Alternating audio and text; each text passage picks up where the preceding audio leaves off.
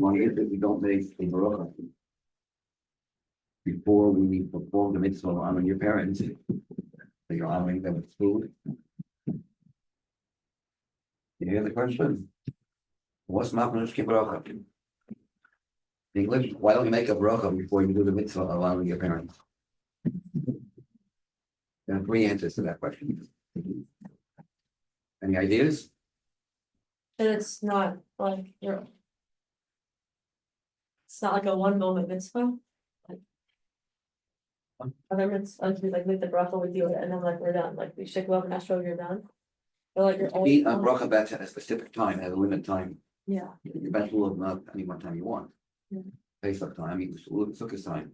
Okay, and this is a mitzvah that has no time limit to it. Constant. I love you and fearing Hashem. Like you What? don't. I love you and fearing Hashem. We don't make a bracha on that. There's no action there, that's why. Fine.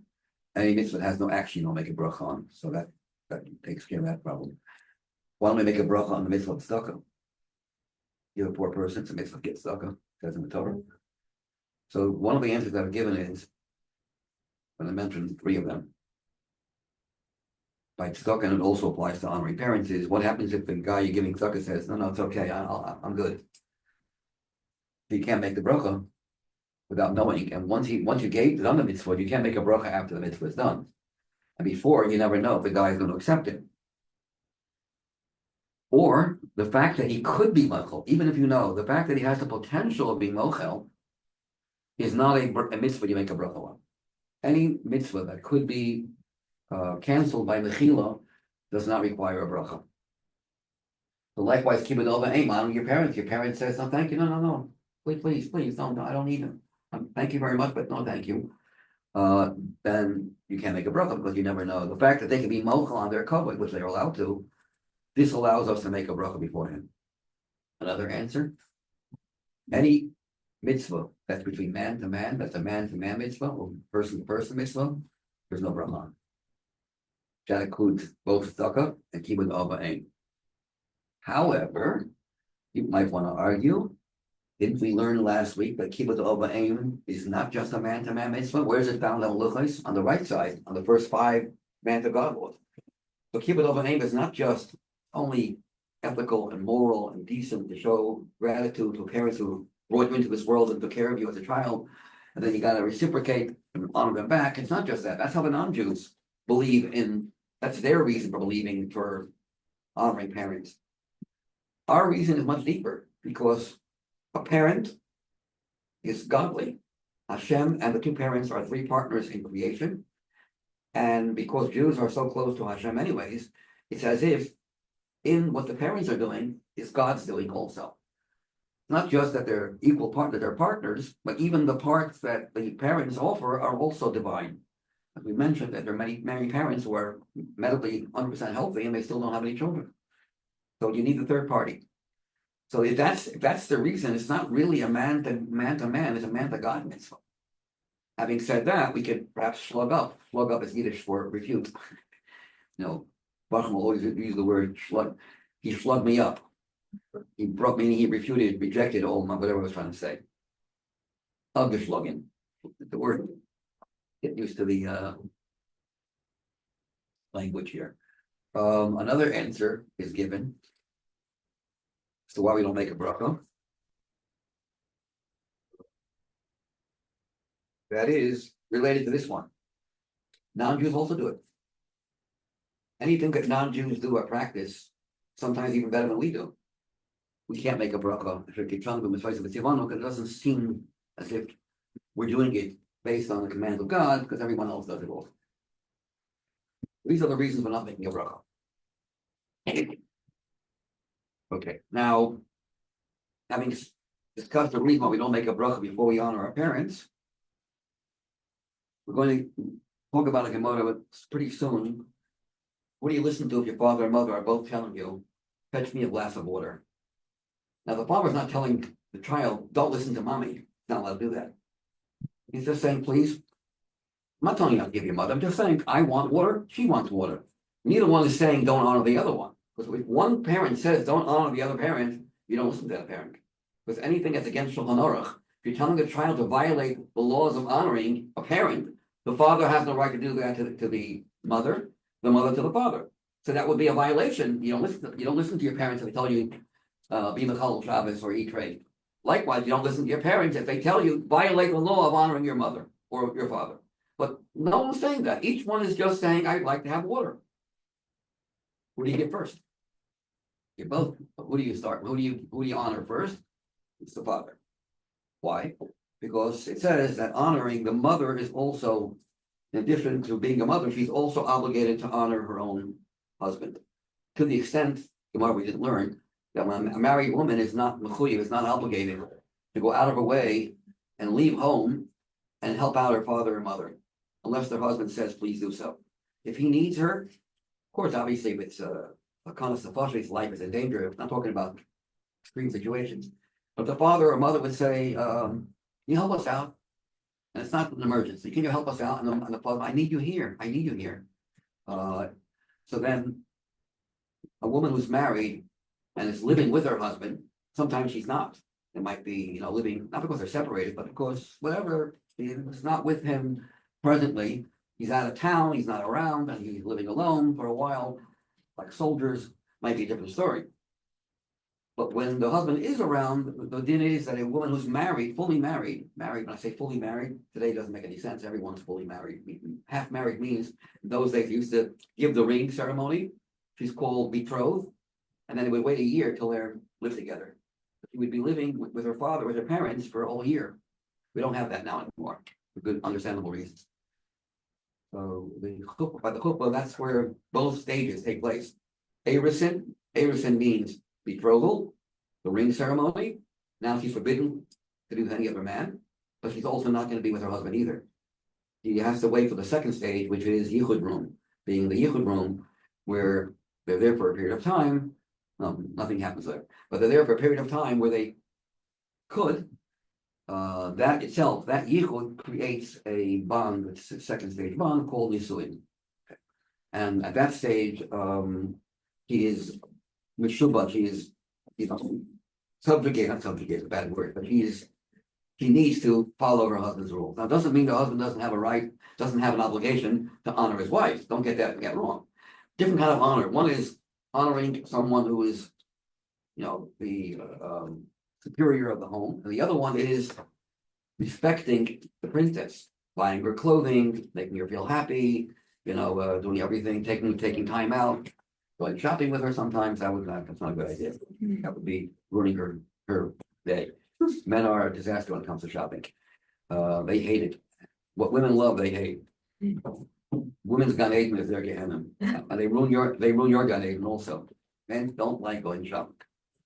That's the rule. If they do, be careful. Check out whether it's a real man. It's just in the what you get standing and looking at the clothing that you're not buying. Right, let's go next. Why do you have to put on 6 different and take by the 2 hours and decide what you want to wear? I don't know what to wear. There's about 50,000 examples in the closet. I don't know what to wear. I have nothing to wear. You ever hear that? So hard.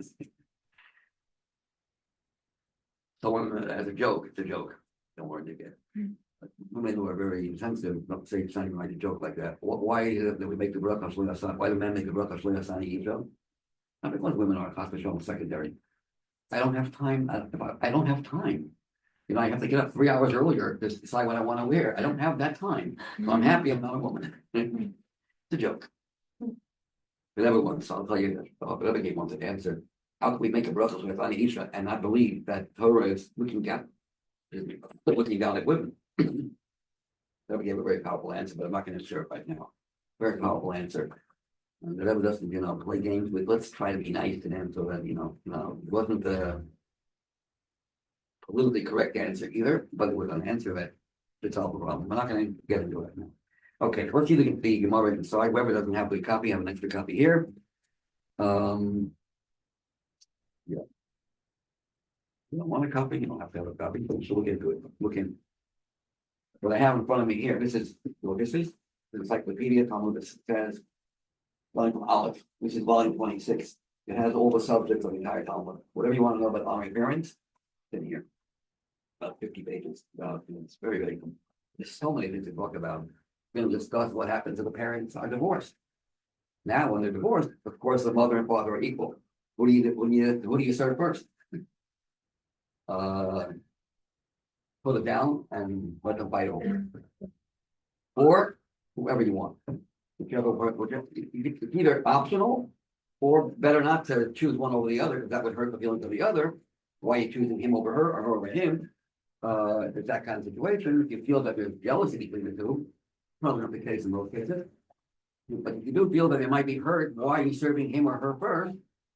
Just put it in front of them and they will decide themselves, what to do. What happens if she is not divorced, she is a widow? And the father, before he passed away, said, I want you to do this. I would want you to marry this guy. The good shidduch. And she's against it. Now, again, it has to be a situation. Parents will not have a right to force children on their children. So that's against the rule. You're not allowed to do that. If the child doesn't feel comfortable with this person, let's say both, he says, I don't know either one, and both sound good to me. Well, listen to them. If the father's not saying don't listen to the mother, he's just saying I want the children very much. He's saying I want the children very much. But the father said that before he passed away. And now she's single, she's an almana, she's a widow. So is that the same with the divorcee? So here we're gonna see a whole bunch of opinions. One of the four opinions here. One opinion is the live parent always wins. Whether it's the mother who's alive or the father who's alive, the live parent always wins. One opinion, another opinion says no. They're both equal. They're both equal. Just like a divorced woman, the child of a divorced woman would have a choice equal. So too with a woman with a widow, or vice versa. Either way, it's equal. If they're separated through either divorce or through death, they are both mother, and they're both equal in terms of your parents. You have to treat them equally. There's no precedent one over the other. The third sheet is that the father, regardless, as long as she didn't they didn't get divorced, but it was from Hashem, when they're separated through death, the father takes precedence over the mother. There's a fourth sheet that says it depends who passed away. It depends if it's she who passed away or he who passed away. If he's the one who passed away, then she wins. Because the fact that she can now remarry disconnects her from her husband. But if she passes away, he was always allowed to be in. According to Torah, he's allowed to marry a woman even with his wife. There's no law, you're not allowed to marry, in Torah, there's no law of the word in English, I'm talking about. Polygamy. That came later. That was like zero and 1,000 years ago.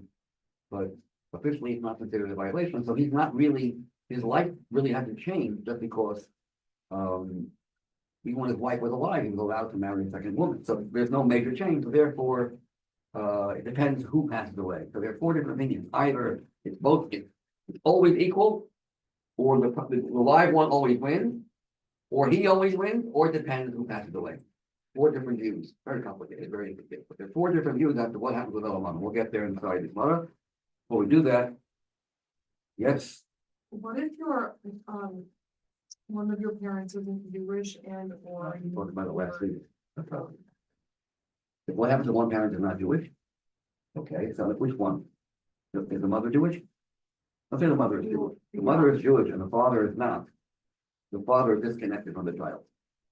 And there's no obligation, you're not allowed to curse that person, wrong to insult that person.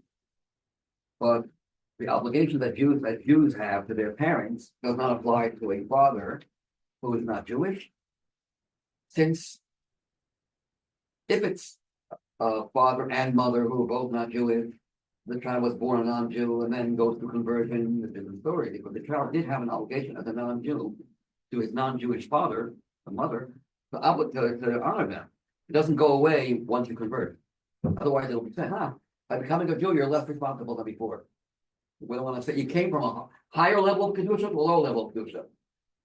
When you were a non-Jew, you had an obligation. And now we're going to say they're no longer your parents, you're disconnected from them because you converted and they're non-Jewish and you're Jewish? No. Isn't that a thing though? Like you're not even supposed to touch like if it's a boy that converted can't touch his mother again? Isn't there an opinion that you're supposed to be No. going a year with your Not with the parent? mother, no, not with the mother or father, even though, yeah, but it's a mother. And even like even siblings? Siblings might be a different story, but not parents. Okay. Question was that, I think last 2 years ago, I had this question now. I remember the money. Oh, Same question. So again, it's more of an obligation for a ger or gioret than if the child was born Jewish to a non-Jewish father. Mother Jewish, father not Jewish. The father is a Russia, a bad man, a bad person. What's considered Russia? There are a whole bunch of opinions. Most things that say it has to at least be a violation where he does it openly and continuously. If he gets this one mitzvah, he openly follows Shabbos, openly eats grape, and does it time and again and again and again, not just one time. I mean, then you have a problem. One-time violation doesn't disqualify you as a parent who you don't have an obligation to honor. Just because the person did an avera once, you're not going to say that this person no longer is a father you have to or a mother you have to honor. No. Some say this that even a father who's a rasha, you still have to honor, unless he went to the extreme of converting or does things. He's angry at God. That's kind of the same. That doesn't. The more he can enjoy it, getting God angry, the better he feels. It's that kind of situation, and it's not because and he's not a Holocaust survivor. But that's a different story. They have a reason. They have a reason to be angry. Not that they're right, but they have a reason. We're talking about people that just are bad people. That's some bad people. I don't want to mention their names. I know someone who you're his. That's your father. You can insult that person. I mean, I don't know how to mention. The person's a very big, horrible capo, and he killed people. He was involved with having Jews die on the Nazi side. And he's proud of it. You know anything? Whatever. There's a person like that living today, an old man.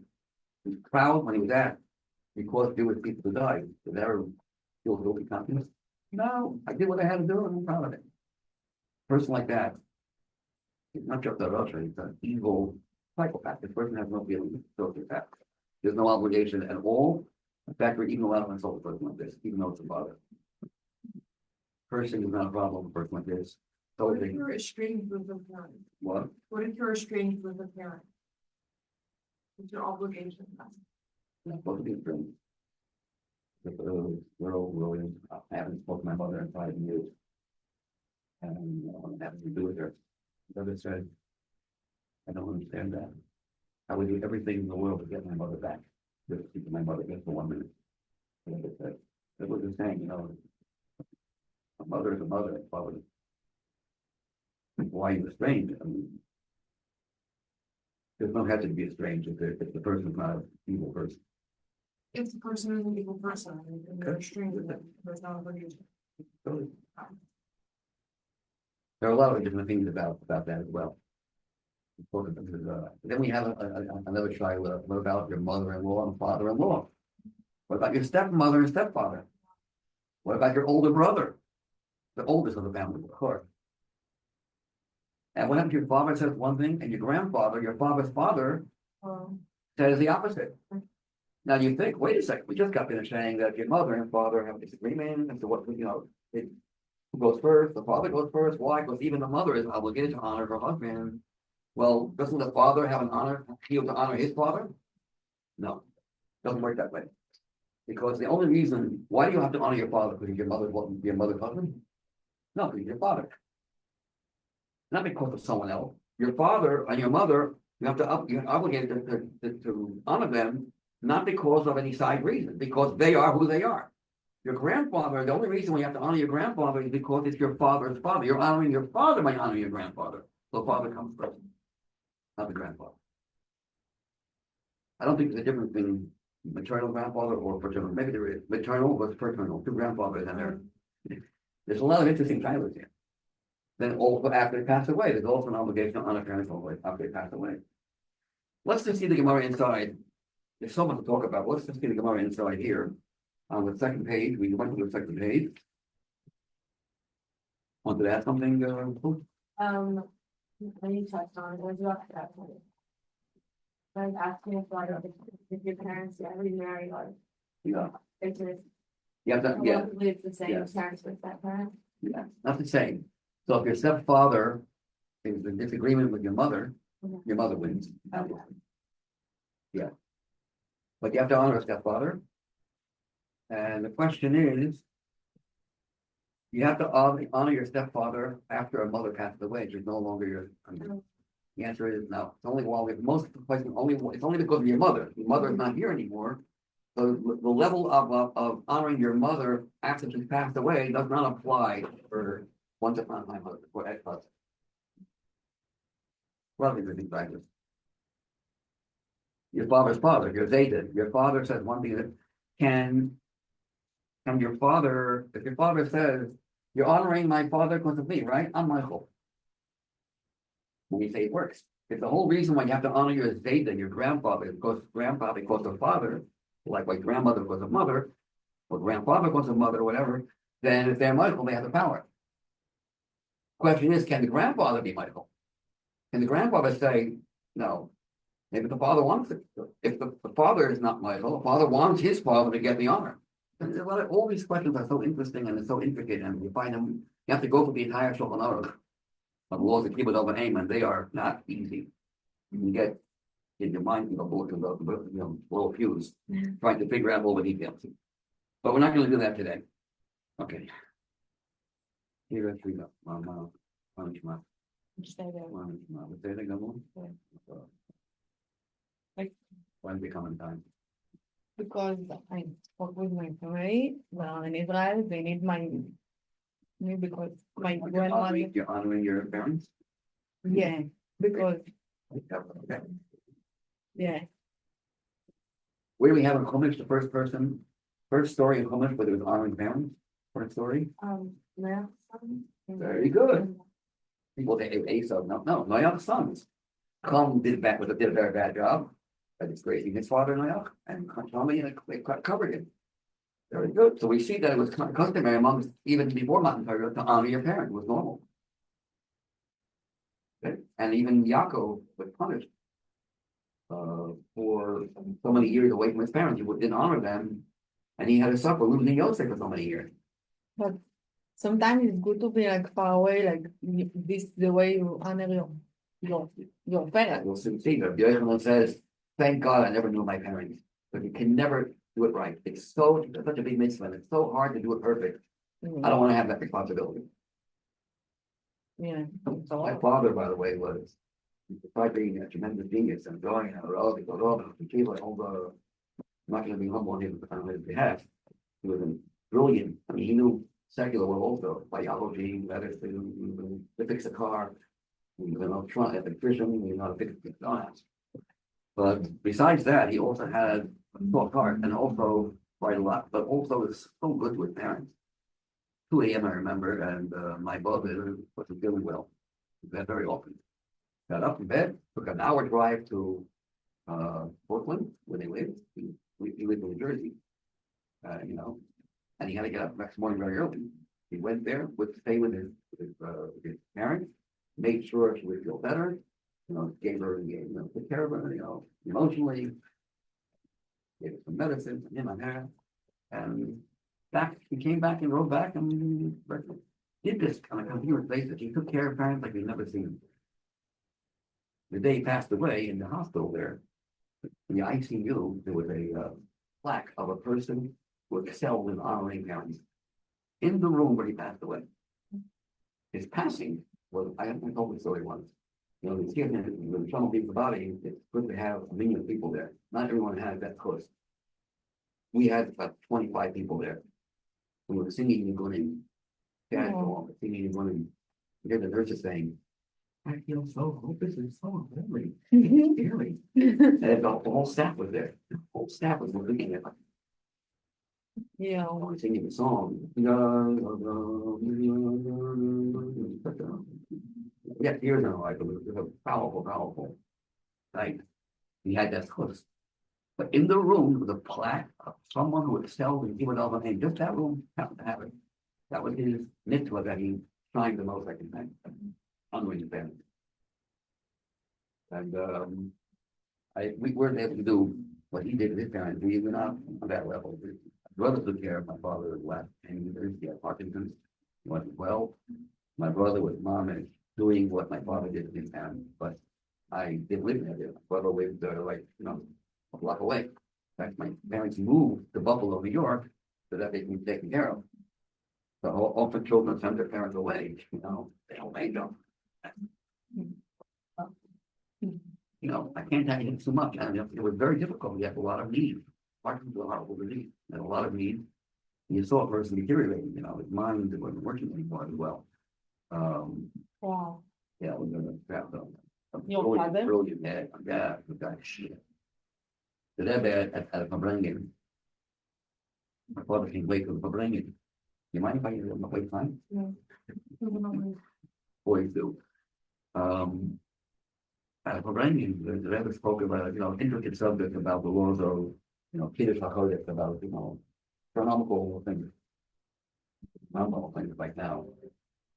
How to decide when the moon is within the location of the moon, when it's under the photo, and things like that. It's a very difficult subject. My father missed that part of it because he came from New Jersey. Whoever started to bring it was still Yom Tov. It was after a Yom Tov going after Yom Tov. My father has to drive from New Jersey. You have to wait till it gets dark, and he has to. But he came in the middle of Fabrengen and he missed that season.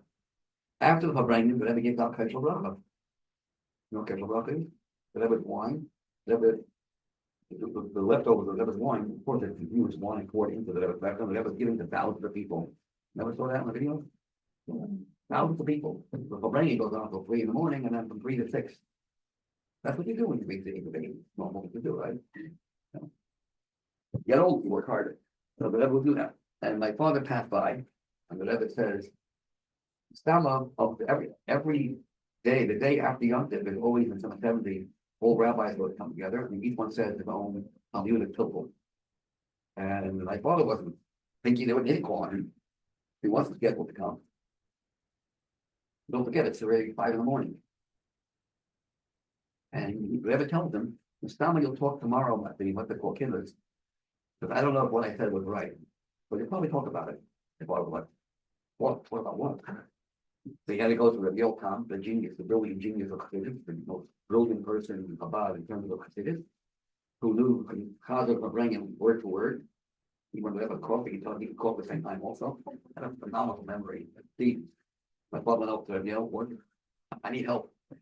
So he Chazal the whole, they both reviewed the whole Sikha. And my father went home, and well, go ahead.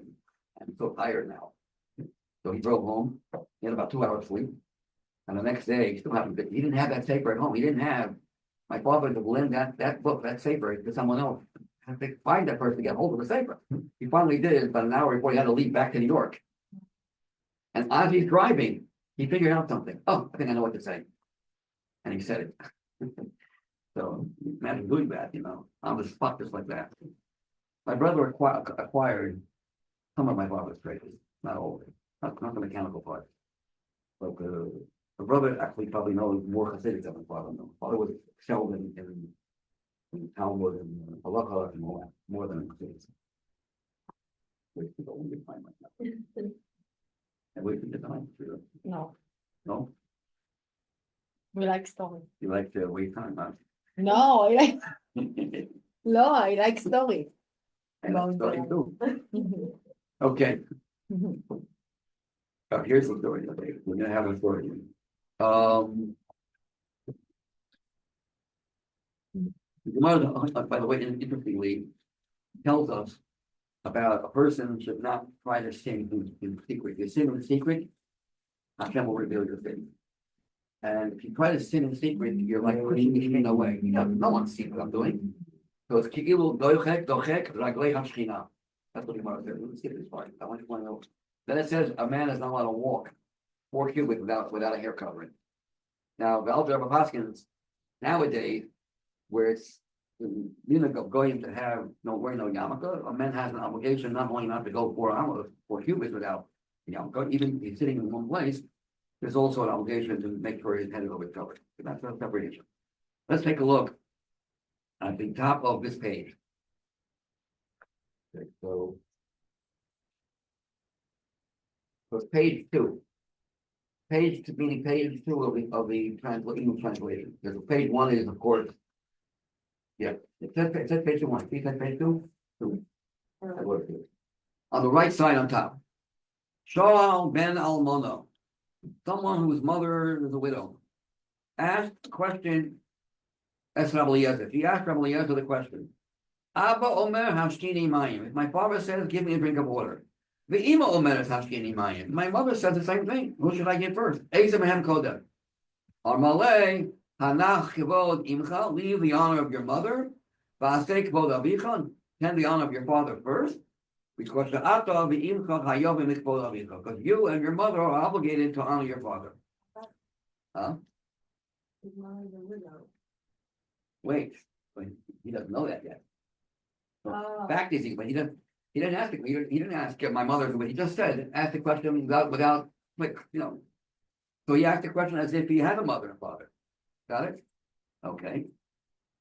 So he doesn't know that this person really is not asking a question that's really legit and it's pertinent because he doesn't have a father. He doesn't have a father. Thank you very much for your answer. Let me see if Rabbi Yeshua give me a different answer. Well, the Rabbi Yeshua, the widow's son appeared before Rabbi Yeshua and asked him the same question. Amalai Kach, he said the same thing. Follow your father. But he didn't give him the explanation. He just said, follow your father. He didn't say why. So he wanted to know if he agrees with the reasoning.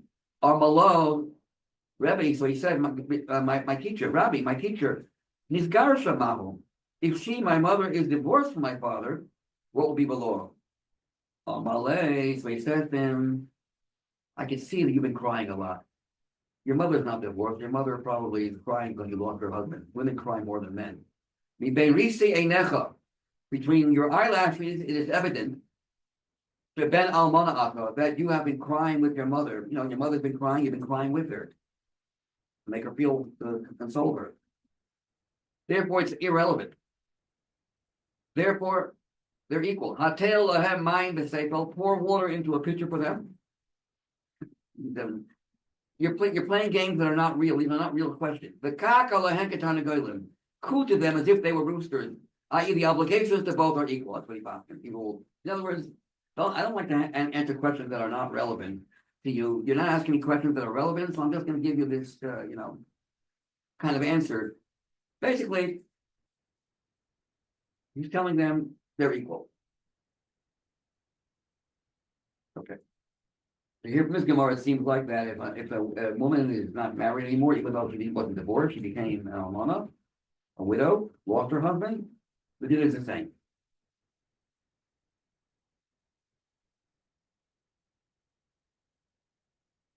But of course, he might not have been serious over here. He says it's irrelevant over here. Obviously, it's irrelevant because your father can't be telling you right now your father's not here anymore. So he therefore gave him an answer like pushed him off. Okay. Next part. Another teaching based on the three-way partnership in the creation of man. Dorash Ula Rabba. Ula the Great. There's two Ulas. One is called Ula, and one was called Ula Rabba, the Great Ula. Ula the Greater, expounded at the entrance of the house of the Nasi. He went to the house of the Nasi, and he said the following, and he made the following statement. My tichsiv, what is the meaning of the words that are written? This were written in Tehillim. It's chapter 138, pasuk 4. You'll see these words. Yoducha Hashem kol malchi yoretz.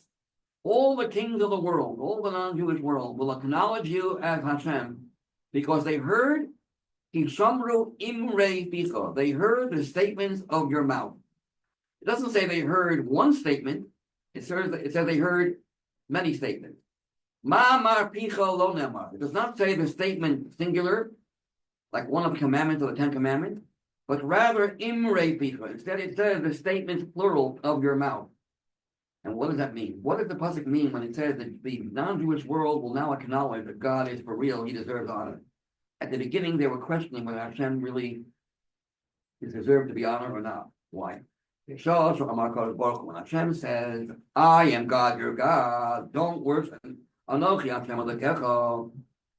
He's speaking up for himself. Because they believe that Hashem created all the stars and the galaxies. And they deserve to be honored. Because a lot of things that happen in this world come from the stars. The stars, sun and the moon contribute to creation. Why is it that God is saying only me? He's asking for his own honor. He's pleading for his own honor. So they didn't respect. They felt it was arrogant for God to say, I am God, your God, and nothing else. You shall not have other gods. When the non-Jews heard about the two commandments, the first two commandments, they said, he is saying this for the sake of his own honor. He can't really trust someone who's into himself. But once Hashem said, the fifth commandment, when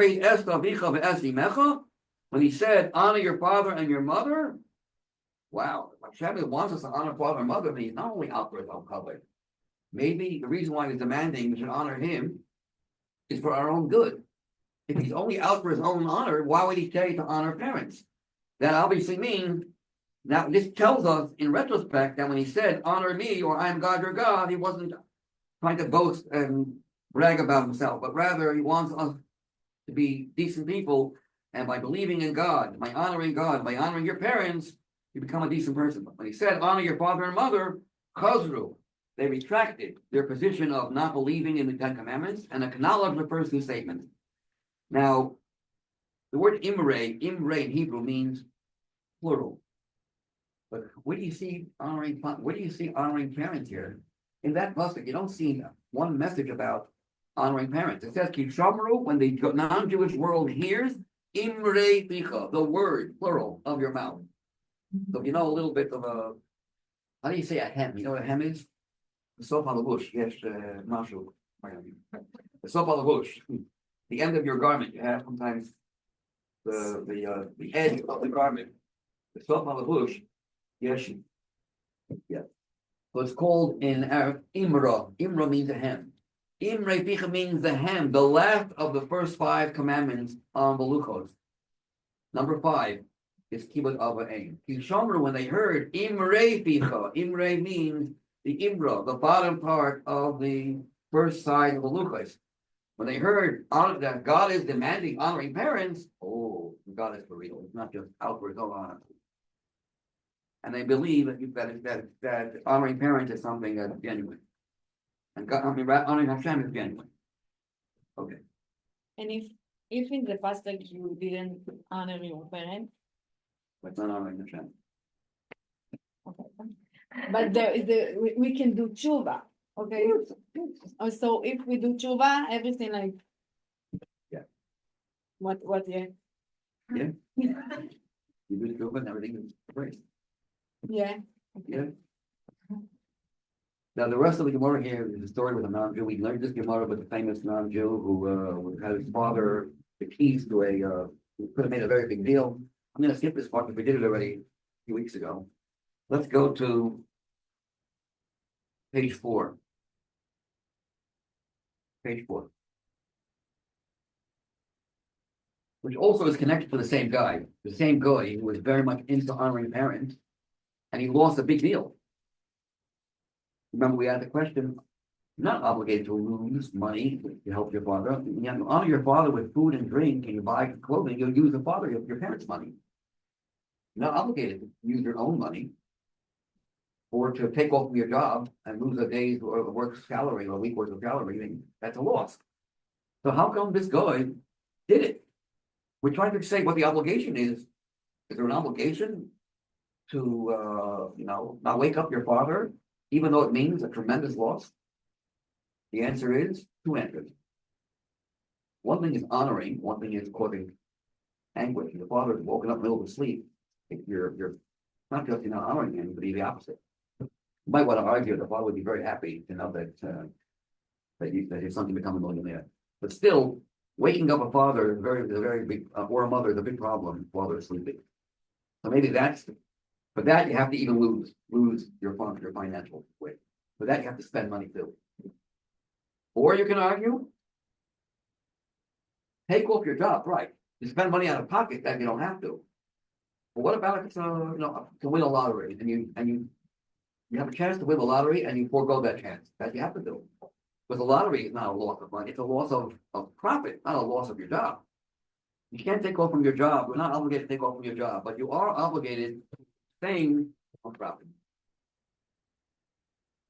Oh, I'm up for it. What if, okay, this would happen to me in my house, my parents, when I was a kid, they would not wake up in time to take me to school. And, I If they would, would want you to be, wake them up, a different story. If they tell you, please wake us up and take them up, no, but they wouldn't, huh? they wouldn't, They would, I'd be late. And then I would wake them up, I would try to, and then they get mad. I don't know, as a kid, what do? you don't do it, You don't do it. no, You're so cute. wake yourself up. You don't know what I did. What did you do? Uh-huh. And go after them. Yeah. Well, you did too already. זה מה שאני שואלת, איך עושים תשובה? If you are like right now, so what you can do? Like, this is the thing. How do you rectify what you, I mean, you don't, rectify what you did in the past? מה זה אומר rectify? ותקן, Mm. ותקן, מה ש... Yes, so how you fix, like if you honor right now, no? What is תשובה? You ask forgiveness. but- זה, אוקיי. And that's counts a lot. They feel better already when you ask them to do it. אוקיי, And besides asking, Mechila, you also buy them something very special. So that compensates. אז לבקש מחילה ו-to buy them? Oh, okay. לבקש מחילה לעבר, כאילו מתנה? מה שהם מאוד אוהבים מאוד. באמת? זה גם חלק מתשובה? Might not be good enough. What if I give them knockoffs, is that enough? What? If I give them knockoffs, is that enough or not? Of course. You can't. You are amazing. Is that my fun? Yeah, you wake up your parents, it's like, like, this is not a How very. many more weeks we have you here? I guess like I started or three, I don't know. I started maybe May 2nd, right? yeah, I started 3 weeks from yesterday. Thank you, good job, it's. Shabbos, Shabbat Shalom. Thank you.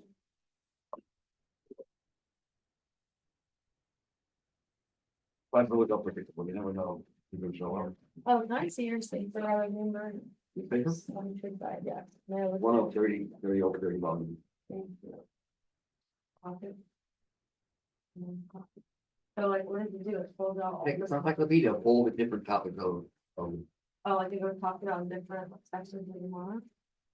topic. Like he was on aim, one topic, Rocco's Western Shabbos, and different subjects. It goes by alphabetical order. The beginning, so the side tells what yeshiva was all about sitting in the sukkah, and that's what he did. It goes all the way up to Kavod Rabbi, including, goes by alphabet. So volume Aleph is all about things that are Aleph, like Ish, Isha, Adam, things like that. Every topic, yeah, it's a lot of work. Yeah.